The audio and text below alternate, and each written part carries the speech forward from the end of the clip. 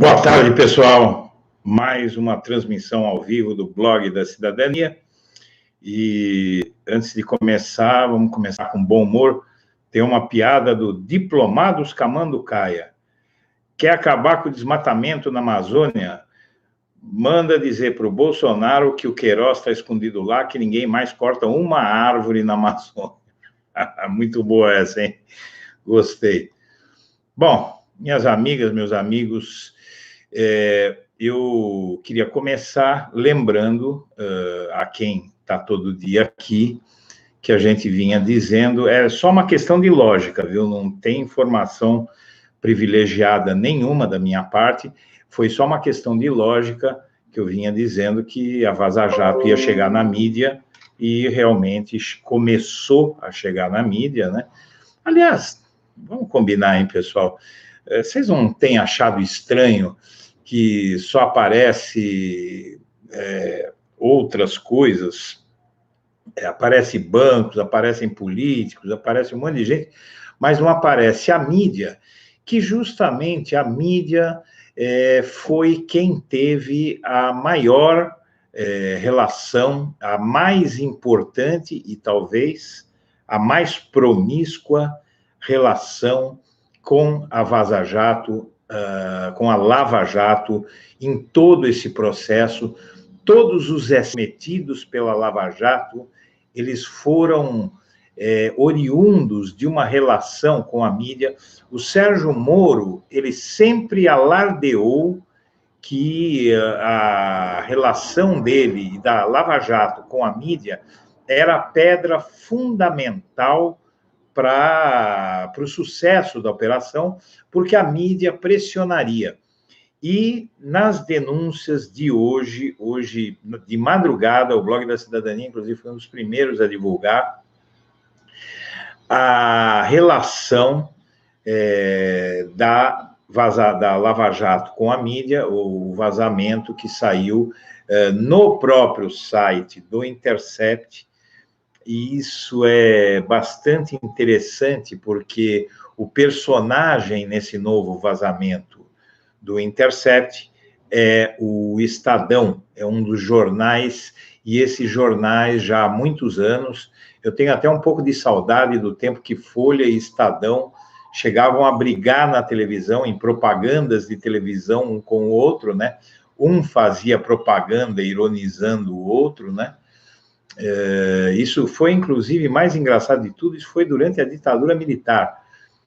E depois que o Fernando Henrique chegou ao poder, o que aconteceu foi que esses jornais, eles formaram um bloco monolítico, um bloco, inclusive, que atuou toda a imprensa escrita e televisada, radiofônica, a dita grande imprensa, se uniu contra o PT desde o surgimento, né, desde 1989, a mídia é antagonista do PT, mas a mídia é antagonista da esquerda desde o golpe de 1964, que, como nós sabemos, só foi possível graças à mídia da época, que eram os grandes jornais. Muitos dizem que o golpe de 64 ele foi gestado dentro da redação do jornal O Estado de São Paulo. Bom, dito isso, pessoal, o que acontece é que esses vazamentos, eles demoraram para chegar na mídia, mas estão chegando, e o que eu achei bastante curioso hoje é que esse vazamento focado no Estadão, que foi o da madrugada, saiu no Intercept e não em um veículo da grande mídia. Vamos ver como é que a mídia vai repercutir. Agora está repercutindo muito discretamente esse caso do Estadão, que, para quem não sabe, eu sempre parto do princípio que todo mundo que está aqui assistindo está chegando agora de Marte ou acordou agora há pouco, então não sabe. Esse é o princípio do jornalismo. Eu sei que para quem já está sabendo de tudo é um pouco chato, mas esse é um princípio do jornalismo, que é dizer o que está acontecendo, qual é o assunto, é contextualizar o assunto, porque tem que levar em conta que tem pessoas que não estão sabendo de nada. tem alguém que chegou agora no escritório, estava preso no trânsito, está chegando de viagem, teve alguma questão que não pôde se informar hoje. Então, o Intercept divulgou na madrugada desta quinta-feira que no grupo de Telegram dos procuradores da Lava Jato, eles falavam que eles usavam a mídia para pressionar os réus da Lava Jato a fazerem delação. Essa é uma tática que muitos vão aprovar, é uma tática policial para fazer réus confessarem. Eu não sei até que ponto, eu particularmente, eu acho que não deveria funcionar assim o sistema de justiça. Mas a gente sabe que, evidentemente, para você desvendar a corrupção, se a gente for tirar as nossas paixões, nós vamos ver que para desvendar a corrupção, é lógico que você tem que agir de alguma forma, né? Você não pode só contar que o corrupto vá lá e diga, olha, eu sou corrupto mesmo, tal, vocês venceram. Então, às vezes, a lei da delação premiada, malfadadamente criada pela Dilma Rousseff, pelo PT, não é? Para ser usado depois de uma forma espúria, ela parte do princípio que é preciso usar a delação para fazer com que os corruptos venham à luz. Então, tudo bem. Quanto a isso, nenhum problema. Eu acho que é uma forma de combater a corrupção. Porém, isso era usado de uma forma a persuadir as pessoas a fazer delação a qualquer preço. Então, o ímpeto dos procuradores e da Lava Jato em obter esses resultados, ele fazia com que eles começassem a extrair confissões e delações até falsas. Há pouco tempo eu assisti um seriado na Netflix, em que um grupo de garotos negros nos Estados Unidos, eles estavam no Central Park, brincando, ouvindo música, tal, e lá houve um estupro, e a procuradoria, né, os procuradores de lá, os promotores de lá, e a polícia deram um jeito de induzir um a delatar o outro. Um garoto a delatar o outro, e todos eram inocentes desse estupro. Depois, 15 anos depois, todos foram presos, uma coisa horrível, e 15 anos depois o verdadeiro estuprador apareceu, e eles perderam a vida deles atrás das grades, cresceram atrás das grades, e ficaram homens feitos atrás das grades por um crime que não cometeram. Então, esses perigos dos abusos do Estado, da lei contra as pessoas, eles não são entendidos por uma grande parte da população, inclusive por uma parte da população que é vulnerável a esse tipo de conduta criminosa das autoridades policiais, da promotoria. Esse tipo de atitude criminosa inclusive, uma tática para autopromoção de procuradores, no caso desse filme que eu assisti, que é uma história real, não é? Esse seriado, ele retrata uma história verdadeira que aconteceu nos Estados Unidos, com aquele... Lá os promotores públicos são eleitos, né? Então eles estavam em campanha para se eleger e para ganhar fama, e a gente vê que é exatamente o que aconteceu com o Dallagnol, não é? O Dallagnol, ele tinha planos de ficar rico, ficar famoso, não é? Todos eles, uma grande ganância, mas, sobretudo, o Dallagnol e o Sérgio Moro são os mais gulosos. Bom, antes de prosseguir, eu quero pedir 2 favores. O primeiro favor é vocês me darem alguns milésimos de segundo para eu levantar da frente da máquina e ligar o equipamento todo na tomada, que está tudo fora da tomada, funcionando na bateria, e foi agora que eu percebi, e vocês sabem como é que eu sou, né? Então, eu peço a vocês 1 milésimo de segundo de tolerância para fazer isso. Está aqui. Está tudo ligado e eu estou de volta.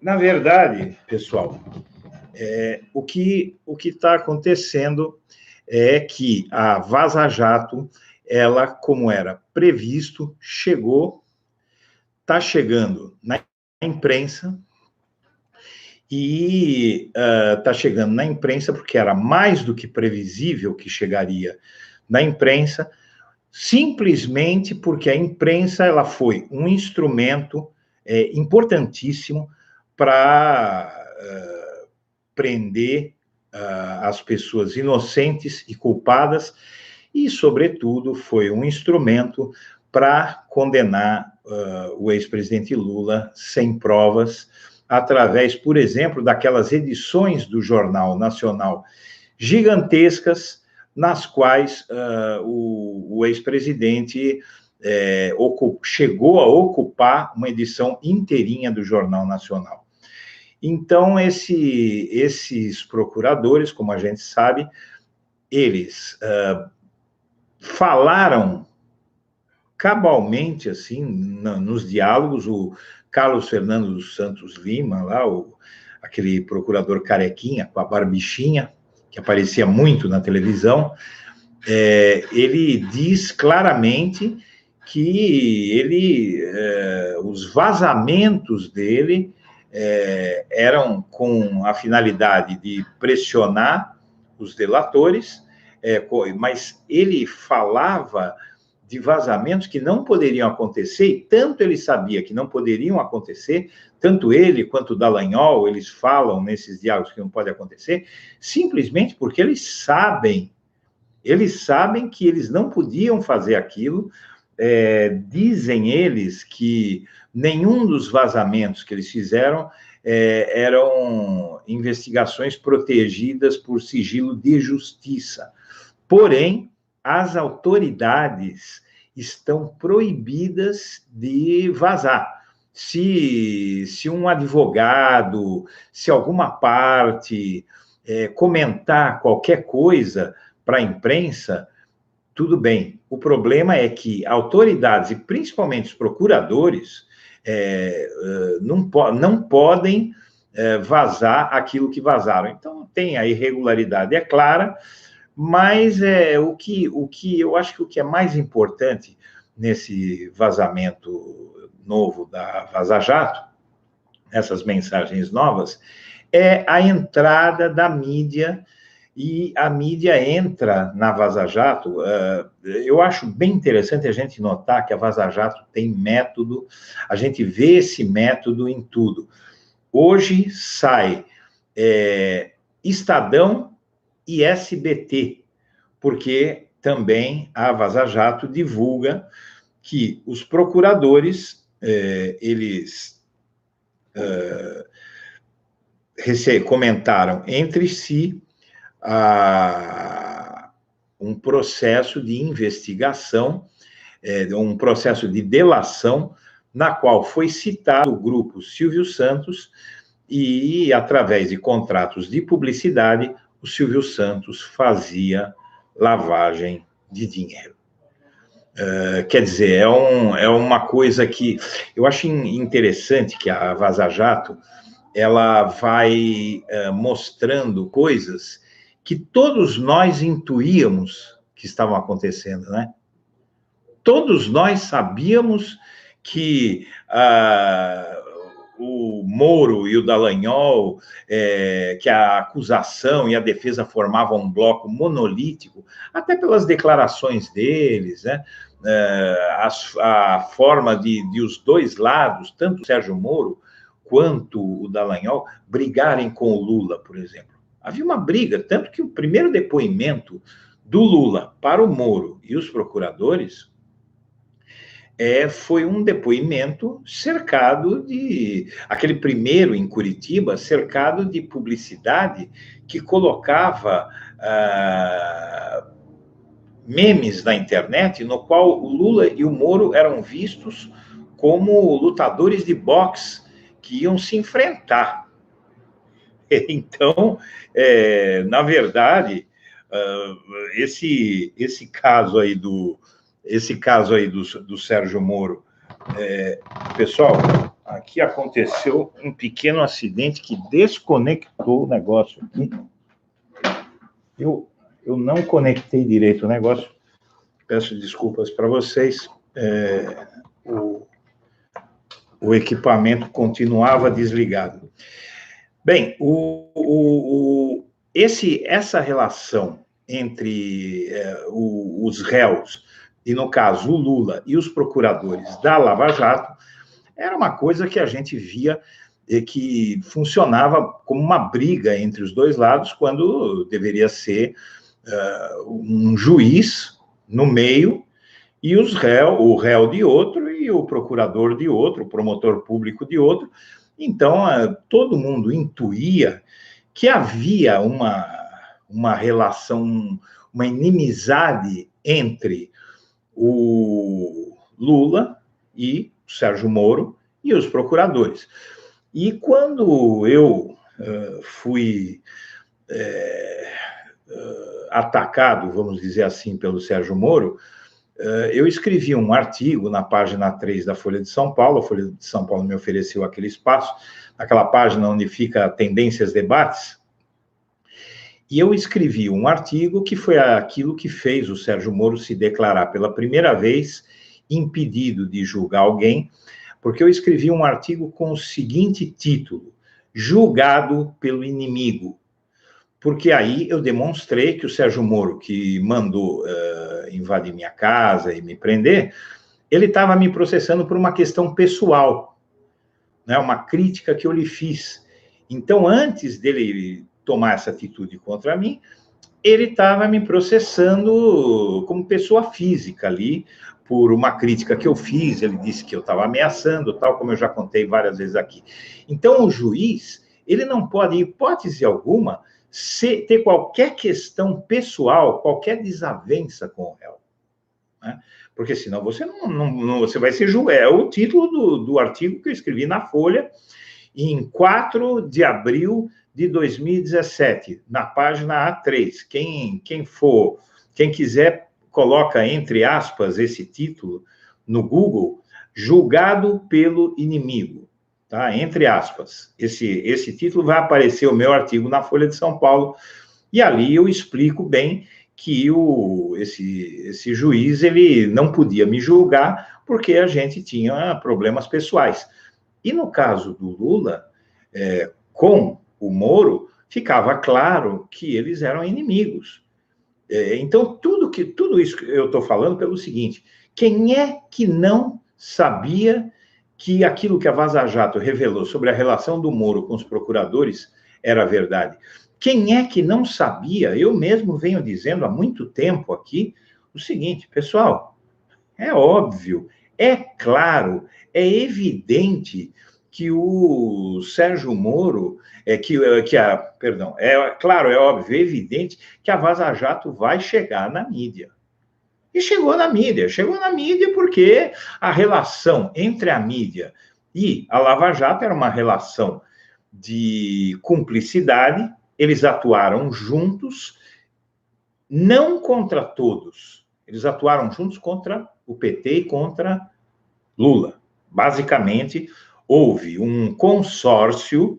O Lula está preso hoje em Curitiba. Hoje você tem Folha de São Paulo, você tem Bandeirantes, você tem Reinaldo Azevedo, você tem Veja, ao lado do Glenn Greenwald, como se essa gente, esses órgãos de imprensa, eles não tivessem participado ativamente do processo que derrubou o governo legítimo de Dilma Rousseff por conta de uma farsa. Isso é inquestionável. Foi provado que não houve crime de responsabilidade, houve pareceres técnicos que provaram que a Dilma Rousseff não participou daquelas pedaladas, foram decisões técnicas, e mesmo que ela tivesse participado, não seria um motivo suficiente para derrubar o governo dela, porque também ficou provado que tanto Lula quanto Fernando Henrique, no governo deles também aconteceram as pedaladas fiscais.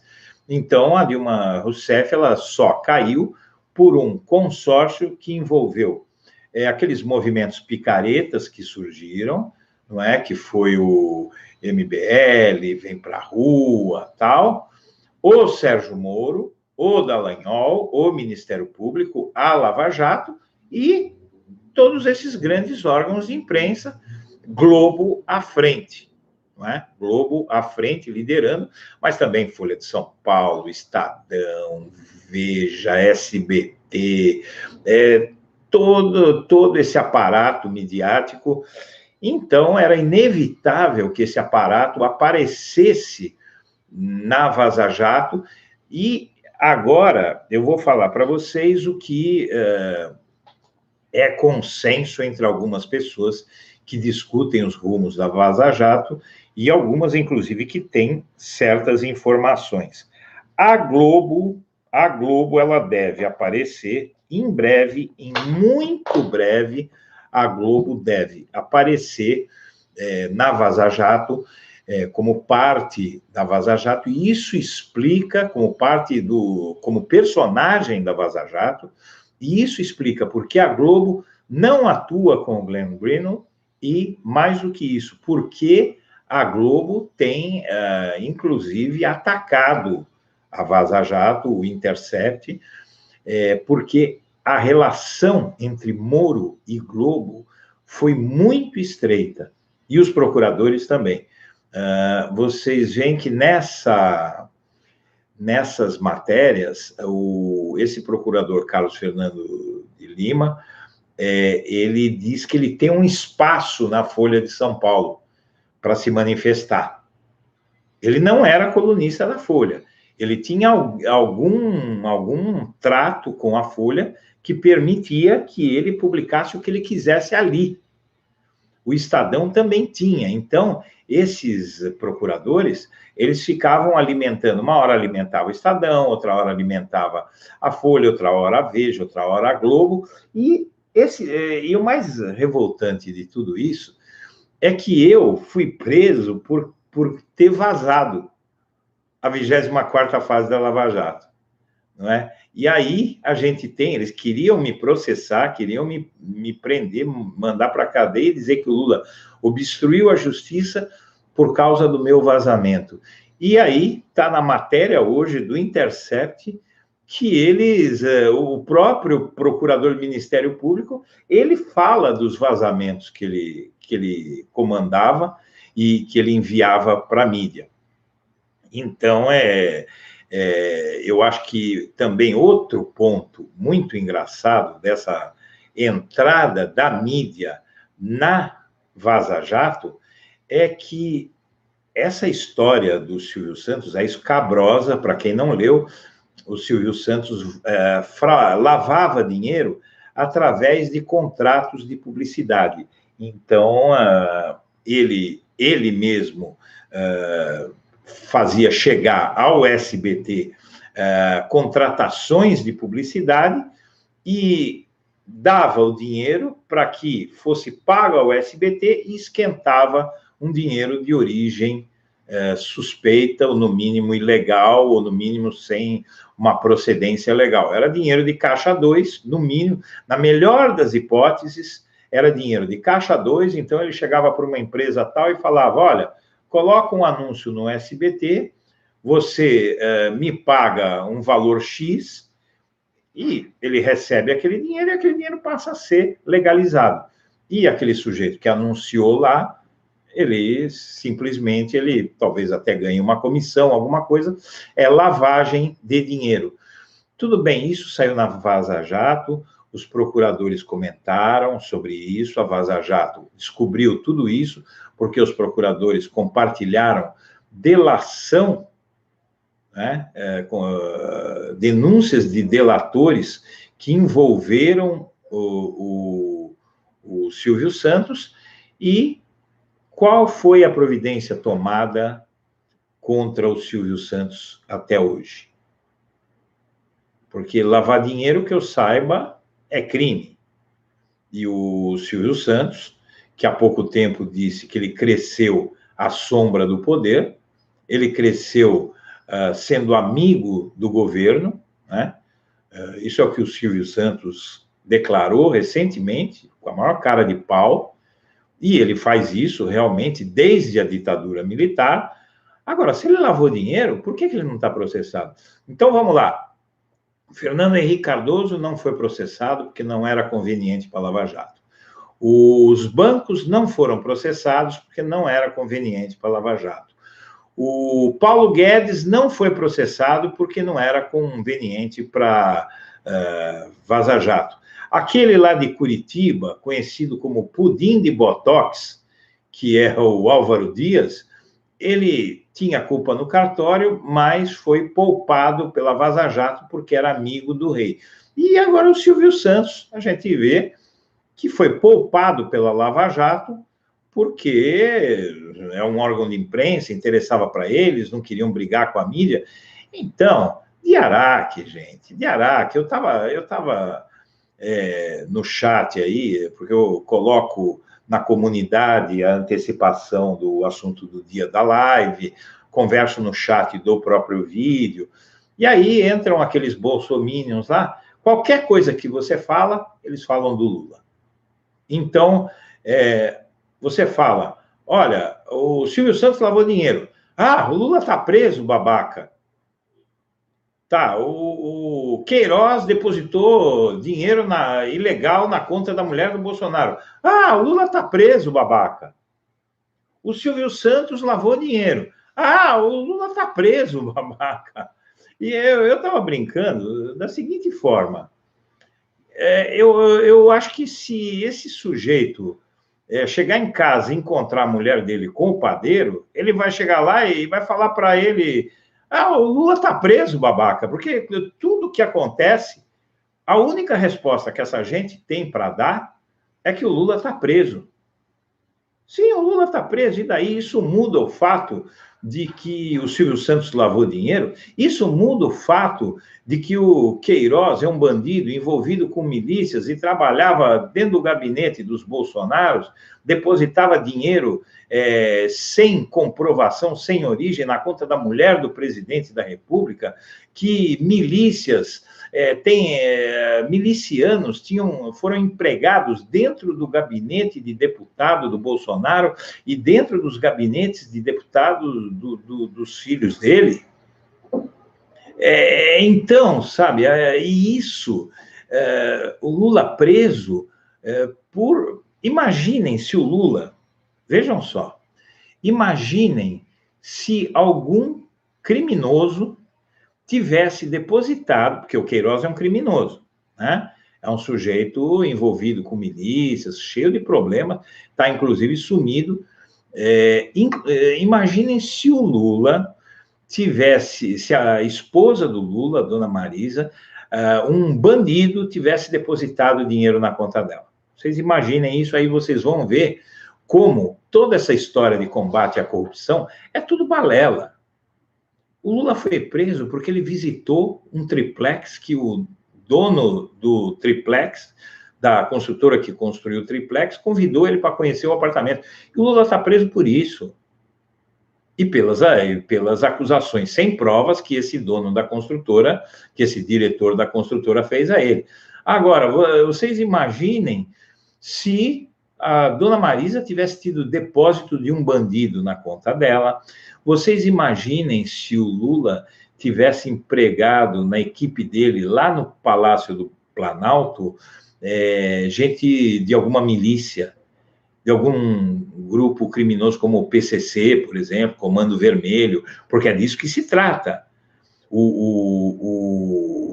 Bolsonaro e o filho dele, Flávio, empregaram milicianos, gente do crime organizado do Rio de Janeiro, no gabinete deles, né? Então, esse combate à corrupção, isso tudo que a Lava Jato alardeia, vai caindo por terra dia após dia. Além dos procuradores serem canalhas, né, que a gente viu pelo que eles falaram das pessoas da família do Lula mortas, além deles serem parciais, eles não eram profissionais, não eram promotores públicos, eles eram inimigos. Eles estavam perseguindo um inimigo político deles. O Moro estava perseguindo, ao condenar o Lula, ele perseguiu um inimigo político. O Moro é tão desabrido tudo que está acontecendo, é tão escancarado, que o Moro não teve nem preocupação, acabou a eleição, ele que julgou o Lula, condenou o Lula, colocou o Lula na cadeia, ele pega e vai trabalhar para o adversário político do Lula, que se beneficiou da eleição do Lula. Isso aqui no Brasil, para todo mundo é normal, as pessoas encararam com normalidade, o Moro está aí, todo belo e fagueiro, todo pomposo, de nariz empinado, aparecendo na mídia, posando que nem super-herói, na mídia, um sujeito que colocou na cadeia o principal adversário político do sujeito que se beneficiou de o adversário político dele mais forte ter sido preso e deu emprego para o cara que prendeu o adversário político dele, permitindo a ele, Bolsonaro, se eleger. Isso no resto do mundo, vocês veem na imprensa francesa, na imprensa alemã, na imprensa do mundo desenvolvido, as pessoas falam disso com estupefação, de boca aberta. Não, mas espera aí, o sujeito era juiz, aí ele prendeu o Lula, e no ano da eleição ele prendeu o Lula, e em seguida ele foi trabalhar para o maior adversário do Lula, que não teria vencido a eleição se o Lula não fosse preso. Vocês veem a imprensa internacional, os países desenvolvidos, até mesmo os Estados Unidos, em todos os países desenvolvidos, eles ficam bestas. Mas e aí, esse cara está lá, era juiz, deixou a toga e foi ser ministro de quem foi beneficiado por ele prender o adversário do cara? Então, isso é uma loucura, né? E a gente está vendo, então, eu acho que a Globo vai estrear em breve na Vaza Jato. Eu acho que isso está na manga da Vaza Jato. A gente vai vendo que no mesmo dia saíram duas denúncias envolvendo a mídia, que é o Estadão, que publicava os vazamentos, tinha uma relação muito próxima com os procuradores, e o SBT, que foi poupado, a meu ver, criminosamente, porque não interessava. E tudo isso mostra, o pior de tudo que mostra, é por que o SBT nunca foi incomodado, nunca ninguém soube de nada. Precisamos da Vaza Jato para saber que havia uma denúncia contra o SBT. Porque isso foi escondido quando os procuradores vazam, quando interessa para eles, e quando não interessa, eles escondem. A gravidade disso, o problema é que saíram tantos vazamentos escabrosos, eu vi que nem ninguém deu muita bola, não. É que nem o caso do Paulo Guedes. As pessoas estão começando a parar de dar bola. No começo dava um estardalhaço, todo mundo compartilhava, todo mundo agitado com aquilo ali. Hoje ninguém estava, só permitiu, só apenas eles tinham um conluio lá entre o Moro, porque o Moro também participa dessa questão ali, mostra o Moro dizendo nessa delação do Estadão, nessa Vaza Jato que envolve o Estadão, o Moro aparece nos diálogos dizendo que vai enviar material para os procuradores usarem. Se naturalizou, ninguém mais dá bola, e daqui a pouco, isso me preocupa, porque no momento que a gente começa a não dar bola, a gente está fazendo exatamente o que essa gente espera que a gente faça, né? Que a gente, isso aí, não adianta. Então, não vamos nem dar bola, entendeu? É mais uma só. Não tem novidade nenhuma. Não. Tem aí, por exemplo, o Silvio Santos lavou dinheiro sujo para o grupo Silvio Santos, Isso daí, se bobear, não vai aparecer nem no jornal. Jornal Nacional nem pensar, né? Jornal Nacional não repercutiu, inclusive, nem as atrocidades dos procuradores sobre a mulher do Lula, isso não é notícia. Então, eles decidem, a mídia decide que o público não tem direito de saber. O público não tem que saber disso aí. Por que o público vai saber de alguma coisa que vai ajudar o Lula? Então, o William Bonner, que é o editor do Jornal Nacional, que chamava, como foi vastamente repercutido alguns anos atrás, que chamava o público do Jornal Nacional de Homer Simpson, né? Um amigo meu, Laurindo Leal,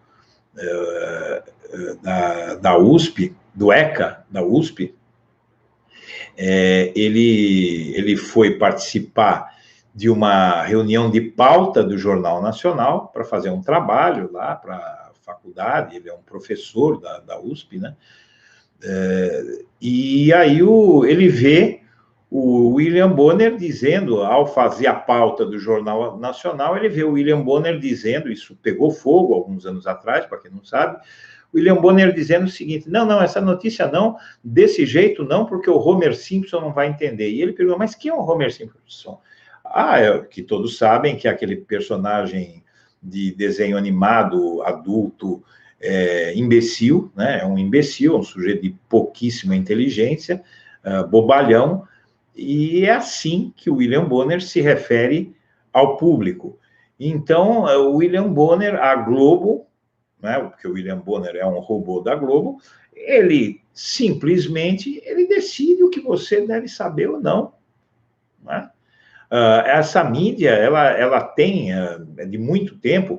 Eu fundei, pessoal, em 2007, o movimento do Sem Mídia, e fiz manifestações, fiz representações, por isso que eu tenho uma longa história aí nessa coisa de mídia e tal. Por quê? Porque eu nunca consegui me conformar que a mídia profissional, que se diz profissional, ela decida, assim como os procuradores, aquilo que deve ser noticiado. Os procuradores decidem aquilo que deve ser investigado.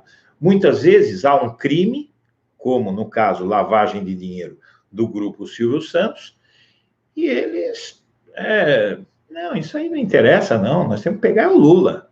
Temos que pegar a Dilma. Temos que pegar o PT. Temos que pegar os aliados do PT, que era o PP, era o PTB, eram vários partidos, porque quem a Lava Jato perseguiu foi o PT, e teve, sim, partidos de direita, que eles dizem na Lava Jato, que nós pegamos partidos de direita. Sim, eles pegaram partidos de direita que eram aliados do PT, porque o PT tinha uma coalizão ampla com alguns partidos de esquerda, como o PCdoB, por exemplo, PSB, e partidos de direita, como o PP, o PTB, né? Então, os tucanos, por exemplo, qual é o tucano graúdo que foi pego pela Lava Jato? Nenhum. Nem no STF, nem nada. O STF trancou tudo, amaciou para o Aécio Neves, né? O Aécio Neves está aí, livre, leve, solto, tem áudio, tem vídeo, tem tudo, provas não faltam. Se houvesse contra o Lula as provas que existem contra o Aécio, tinham instalado a pena de morte no Brasil só para o Lula, né? Bom, então vamos esperar que vem mais vaza-jato por aí sobre a mídia, e eu queria tirar esse finalzinho aqui para comentar com vocês a questão da Argentina. Só para comentar para vocês que a Argentina pediu moratória ontem, e o que irrita a gente é que o Maurício Macri, quando ele chegou ao poder em final de 2015, que ele se elegeu, começou a governar em 2016, esse Maurício Macri, ele foi saudado pela mídia, por essa mesma mídia, e por vários políticos de direita, de uma forma que eu vou repercutir aqui para todo mundo, para a gente rir um pouquinho, tá? A Argentina declara moratória, dizer o seguinte: devo, não nego, pago quando puder. E a relação, aí a gente tem, aqui eu tenho diante de mim uma foto, que vocês vão achar facilmente na internet, eu ainda não tenho como reproduzir na tela as fotos, do João Dória com o Maurício Macri, logo que ele se elegeu. Frase do Dória, abre aspas, absolutamente inspirador, fecha aspas, do Maurício Macri, que agora pede moratória na Argentina. Então, você tinha a mídia incensando. Eu tenho aqui uma outra imagem do MBL. O Maurício Macri tem aquele óculos que eles costumam colocar de mitar, né, de mitada, e a foto do MBL tem aquele óculos escuros, óculosinhos escuros, né, no Maurício Macri, e a frase: alguém faça esse homem parar de mitar. Eles têm uma obsessão com essa coisa de mito, né? Sendo que mito também pode ser um sinônimo para embuste, né? A competência desse sujeito é um mito, ou seja, ela não existe, ela é supervalorizada. Falam que existe, mas não existe. Esse adjetivo, no caso, que ele funciona como adjetivo, né? Quando o substantivo mito, substantivo masculino mito, funciona como adjetivo, ele é uma bobagem, porque quando dizem que o Bolsonaro é mito, eles estão adjetivando o Bolsonaro, né?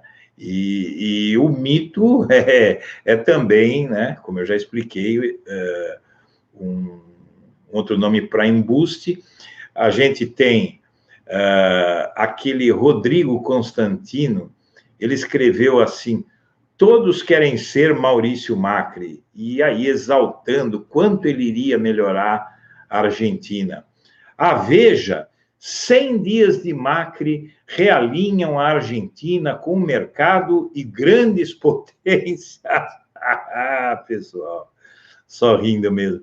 100 dias de Macri, os 100 primeiros dias de Macri, isso foi em 18 de março de 2016, né? Que ele assumiu em janeiro de 2016, a política externa do novo presidente argentino tem recebido elogios, sobretudo sua aproximação com Washington. Isso lembra alguma coisa para vocês? Aproximação com Washington, né? Aproximação com Washington, como a de Bolsonaro.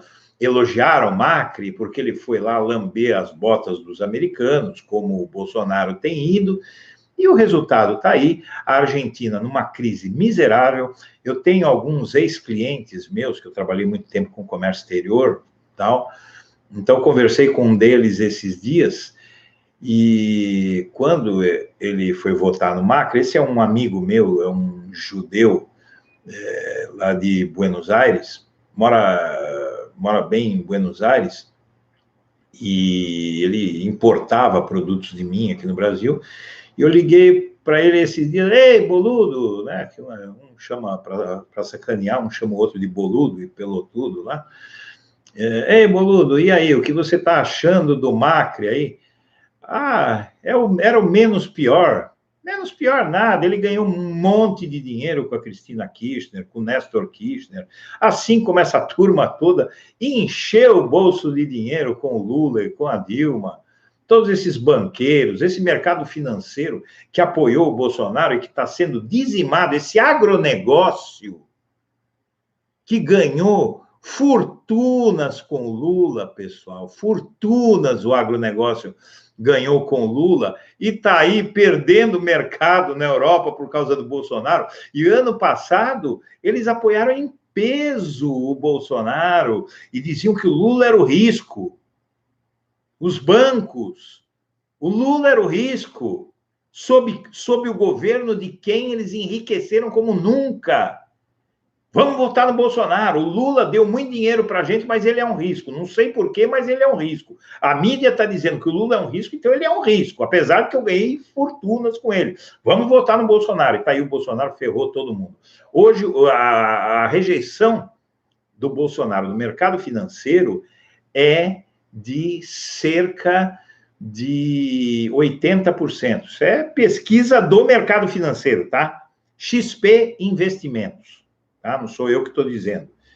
E também, não é, o agronegócio, né? O agronegócio que incensou o Bolsonaro, reuniam-se, fizeram aqueles atos de campanha, colocaram tratores para impedir as caravanas do Lula, não é? Atiraram no ônibus do Lula esses fazendeiros, deram um tiro na caravana do Lula, até hoje não aconteceu nada. Podiam ter matado alguém. Então aí, olha o Bolsonaro, olha, alguns diriam, né? Eu não vendo religião, nem vendo anti-religião, mas alguns diriam, porque esse não é o meu papel aqui, não são as minhas convicções religiosas que estão, ou não religiosas, que estão em jogo aqui. Mas algumas pessoas que têm mais fé diriam que é uma justiça divina. Eu prefiro dizer, para não assumir nenhuma posição nisso aí, que é uma justiça poética, não é? Porque o Bolsonaro, ele está pagando com traição a quem lhe deu a mão, com traição não, com a burrice dele, porque agora a gente já ficou sabendo que o Brasil, o couro brasileiro vai ser boicotado na Europa, não é? Então, eu faço uma saudação especial à nossa querida e tão combatida Miriam Leitão, que há pouco tempo, que trabalhou como nunca para derrubar o PT, que trabalhou como poucos para derrubar o PT, que criticou tanto a política econômica do PT, e que sabe tudo de economia, e ela apontou o Macri como um exemplo a ser seguido. Tudo que ele fazia, Miriam Leitão, mas é lindo, é maravilhoso.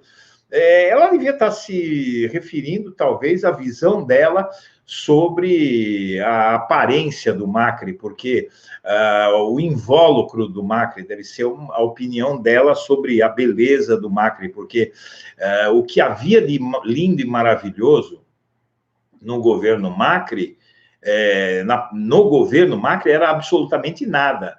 A única coisa boa no governo Macri seria não existir governo Macri, porque ele afundou a Argentina,